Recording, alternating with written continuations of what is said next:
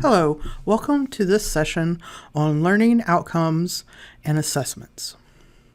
I am Dr. Carrie Everett from Harvard Community College in Maryland, and the purpose of this session is to give those thinking about using learning outcomes or using them currently things we have learned while going through the process of setting up learning outcomes, what has happened during our first year, conversations with faculty about the scale used for outcomes, what training we did with faculty, and how we got our data with Analytical Builder. We do have the Performance Plus package, which allows us to access the Analytics Builder to build our data sets for our learning outcomes. So we're going to first talk about our structure of our outcomes, then the scales that we use, how we did our training for our faculty, assessing our outcomes, and then what we did for compiling the data.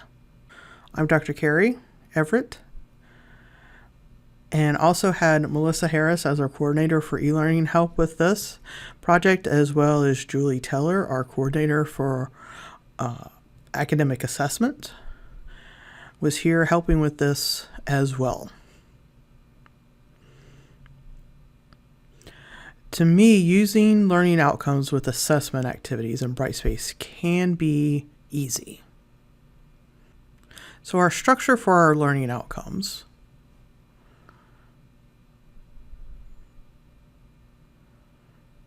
This past year, we only had outcomes being assessed in Brightspace, as this was our first year in our LMS, and we were trying to figure out how this was going to go. How this was going to work. We had two structures for our outcomes. One is for our programs, like our math outcomes here, which was one of our programs.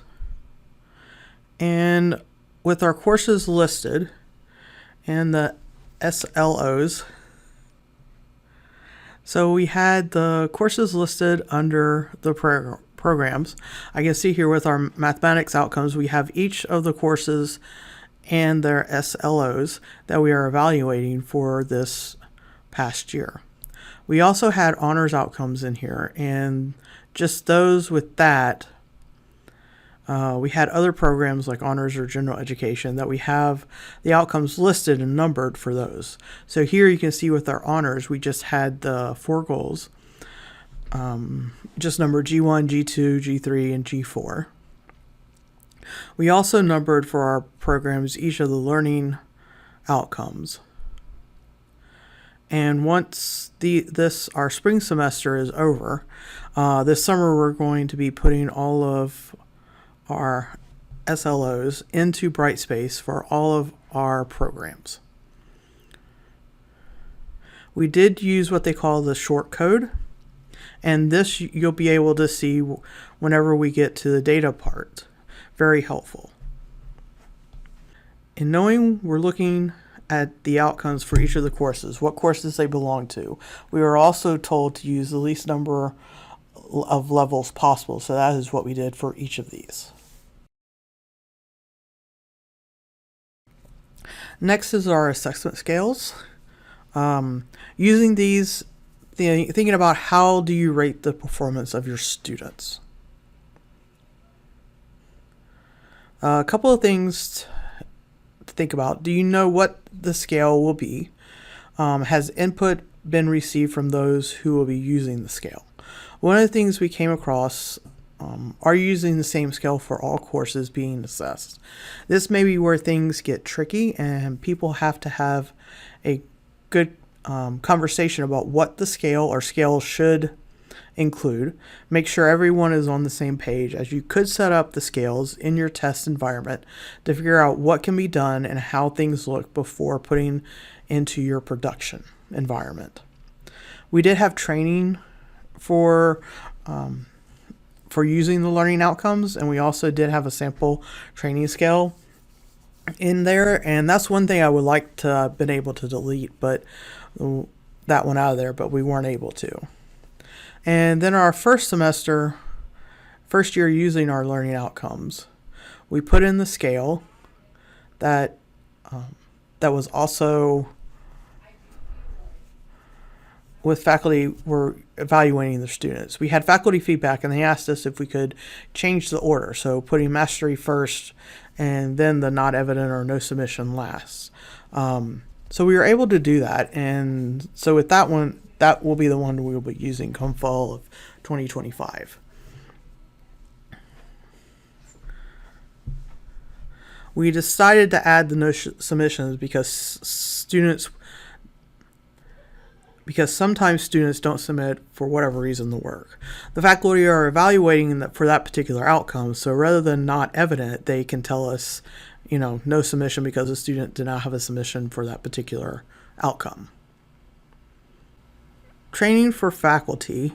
Make sure faculty know what is coming, what to do. Some of the things we have figured out, we wanted to do this as early as possible.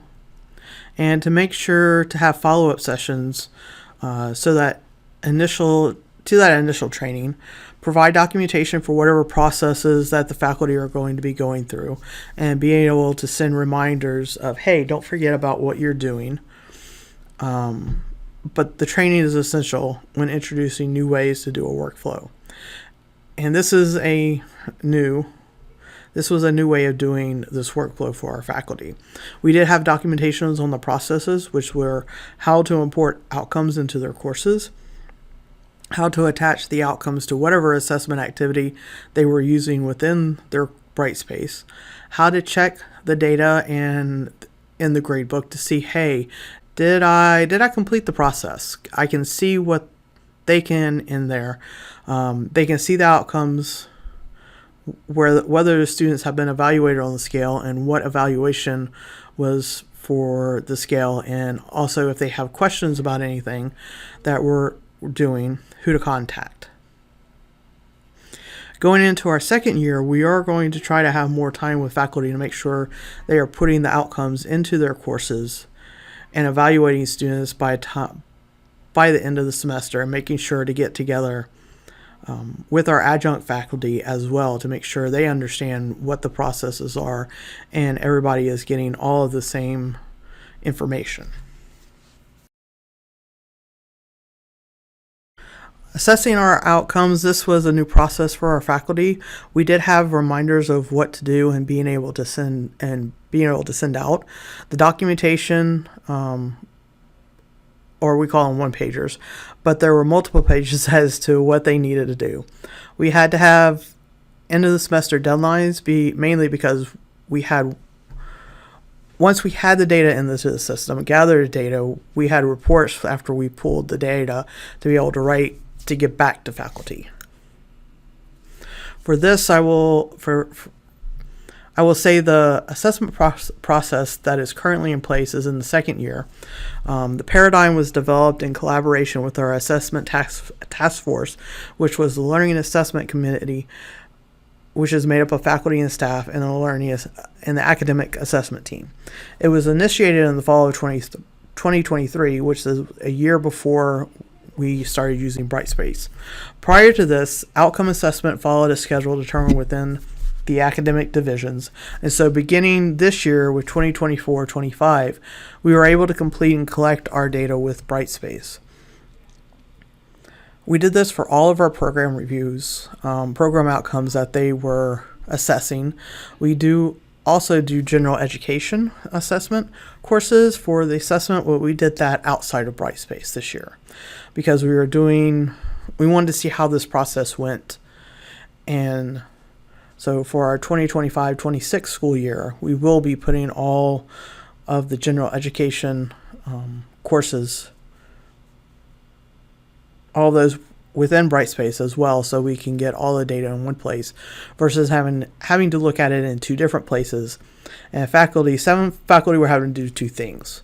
And so some of them were getting a little confused as to what they were supposed to be doing, but everything came together at the end. By putting everything into Brightspace, that allows us to see all the data in one place. And we're also working on what those dashboards for our assessment team, what those look like and how we can better meet their needs for what they're doing.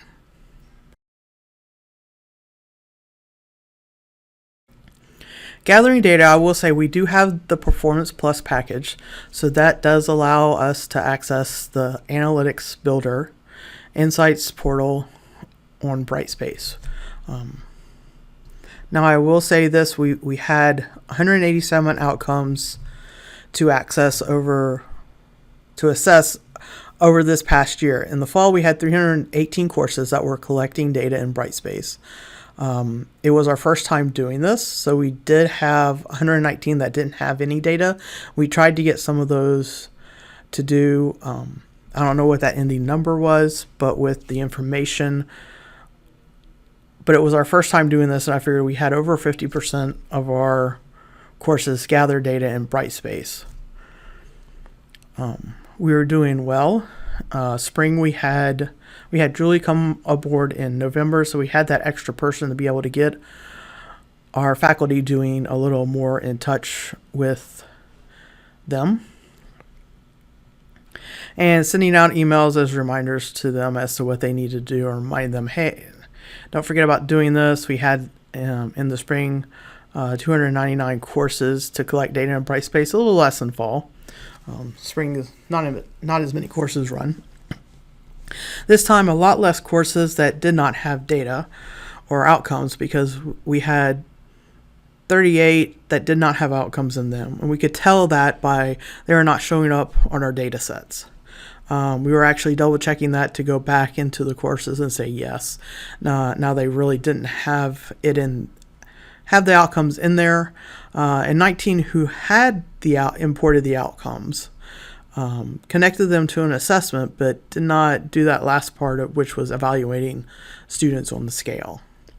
We were able to connect with all of those instructors to get them to, to get them to do that. We are able to contact a lot of these instructors to get the data, to get them to put the data into their courses and assess those students, and complete that last process in the steps. We had a lot more data in the spring than we did in the fall.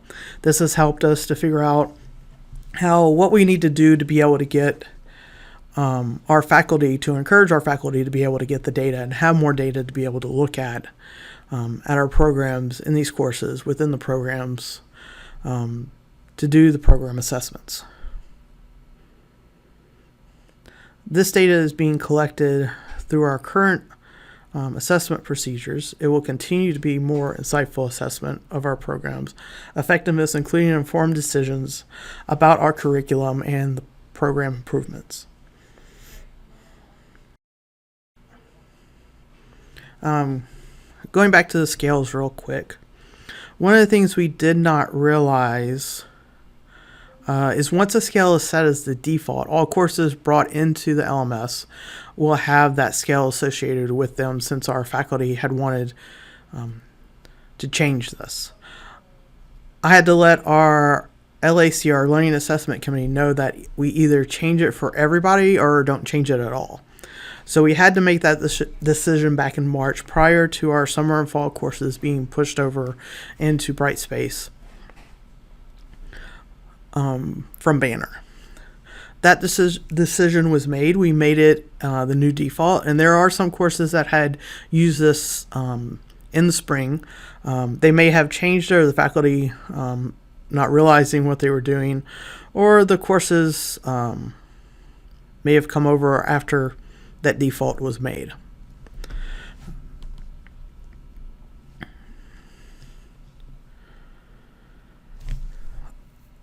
So that's why one of the emphasis was making sure that you know what scale you're going to be using and what the scale should be before putting them in there. So my suggestion of trying it in a test environment and then put it into production, so you at least know where everything's gonna happen.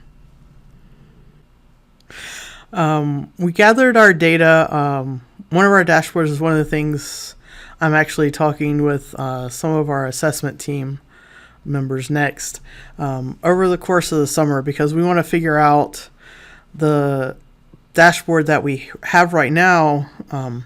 with our data.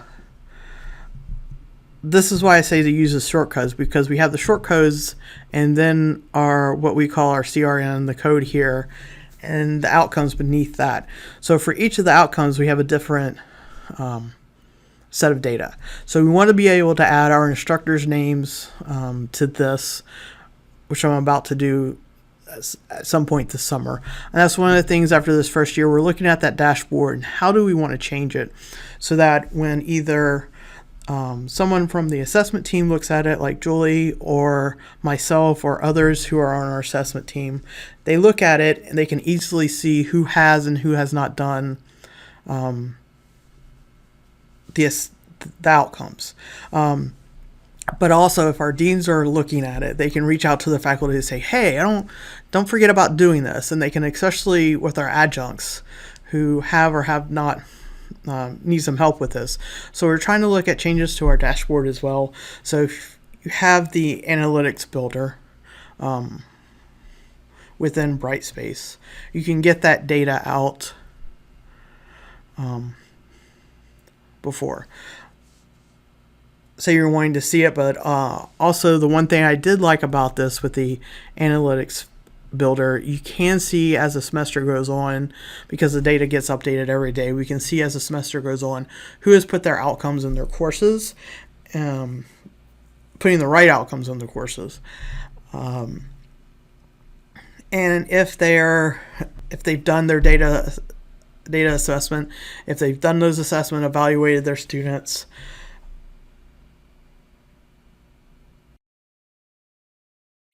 So if they've done their student evaluations for the outcomes, we can see that on a rolling day-to-day basis. We can check it periodically, and to be able to make sure faculty do what they need to do, and they're putting that information into Brightspace.